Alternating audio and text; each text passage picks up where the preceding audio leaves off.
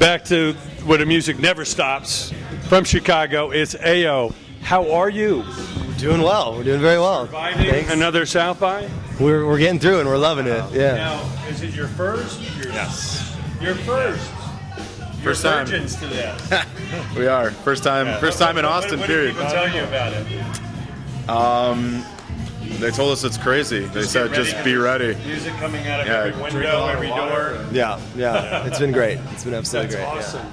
Well, coming from Chicago, who was your inspirations growing up? Who really inspired you to want to do music? Probably my mom. Just a lot of singing in the house. So she was supportive. A lot of show tunes, a lot of singing. Yeah. And she was really. Yeah. I'd say probably that my youngest ages, my mom. Okay. And outside influences. For sure. I couldn't escape this Simon and Garfunkel in my house, and in bands like Bruce Springsteen, guys, artists like that my parents would just spin on the vinyl, and yeah, it was great. Art Garfunkel doesn't get the due he gets, or deserves. Yeah. You know what I mean? Paul Simon is legendary, but a lot of people forget. Yeah. It's like Hall & Oates, man. Don't forget about John Oates. Yeah. What do you say to that? I say it's the harmonies. It's all about teamwork. I would never.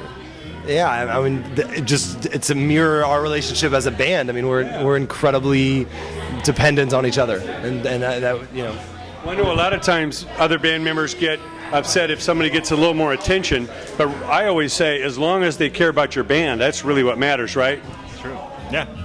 Absolutely. I worked with No Doubt, and they were all upset that Gwen was getting attention. I'm like, be lucky they care about you, right? Yeah, right. No, that's how it is. It usually falls on the lead singer, but we're lucky to have a good lead singer he's a people person and he handles it well. So we're lucky in that sense too. But you gotta have a front man to draw, man. Exactly. But it's the band and the music that really stands. Yeah. No. Absolutely. It's. You can't do it without a band, right?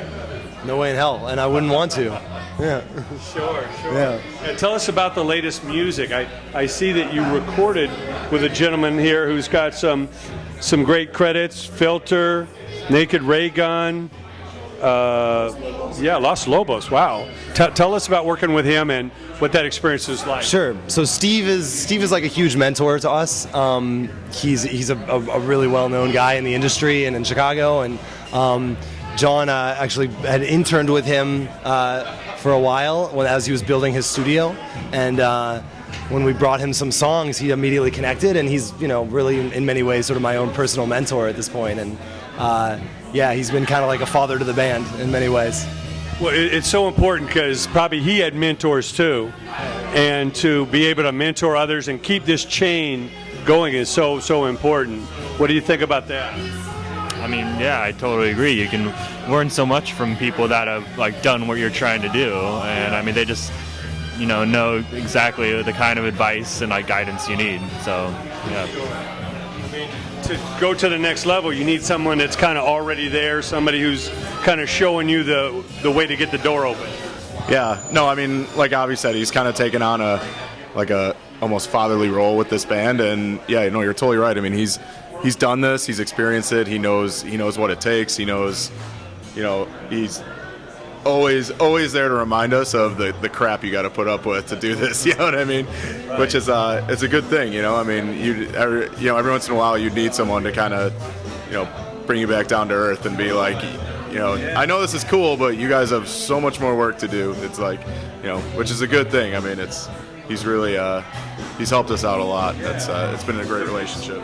It's so important to keep your feet on the ground because I know as big as Nirvana was and Foo Fighters are, Dave Grohl seems like a guy down the block who just loves music. And I know when he's coming to Chicago this summer, he's got Naked Ray Gun opening with Cheap Trick and Urge Overkill and a stadium show. Steve actually is producing Naked Ray Gun's record that will be out in anticipation of that show.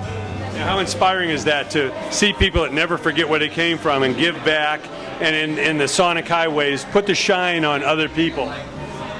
You said it all. Yeah, he sort of is kind of doing what he needs to do to kind of become the godfather of rock and roll, in a lot of ways. And I think what's most interesting about it is I don't think that there's anyone who's sort of like, who is this guy? I think everyone's sort of like, makes sense. Yeah. Like, yeah, this guy's a guy we all kind of like. And yeah, I'm a big fan of Dave, and it's cool. I mean, some guys just get narcissistic and they soak up all the spotlight. And it's kind of nice to kind of reflect it on people that deserved it, or trailblazers that inspired them, or people that maybe are underrated. Yeah, absolutely. Yeah, that's definitely a big aspect of your development as an artist and musician. Absolutely. I mean, there's always great artists that somehow fell through the cracks, that never really got their just due, and it's nice for them to be recognized because they're all part of that same ecosystem that paves the way for those bands that did break through. Yeah. No, what I love most about Dave Grohl is, he with so much kind of manufactured pop that goes around in today's society, like it's so cool to see someone who's so down to earth, and like you said, someone that is just an amazing musician. That's all he cares about is the music. I love that he put out a quote a couple years ago about American Idol, where he was like, we got to teach like today's teens that like the way you become a rock star is not to sing one song on stage in front of a few judges who don't play music themselves. Like the way you become a rock star is hours and years of practice in your parents' garage, like, you know what I mean, bleeding, sweating, and it's just so refreshing to know that there's still people out there that are huge icons in this world that are actual musicians. You know what I mean? I'm not ripping on pop stars or anything. It's cool. It is what it is. But it's just so refreshing that someone like Dave Grohl is out there and reminding people that like this is music. Like you need to be a badass musician to make it in this world. Like, And I always say you can never stop being a fan, because a fan doesn't mean. Some people think a fan is just a screaming little teenage girl, but a fan is somebody that appreciates the music, that goes out and buys the music, that goes to the shows and tells others about it, and I know you guys get compared to Coldplay and Imagine Dragons. I love the band Travis, and I always thought Travis was like Coldplay before Coldplay.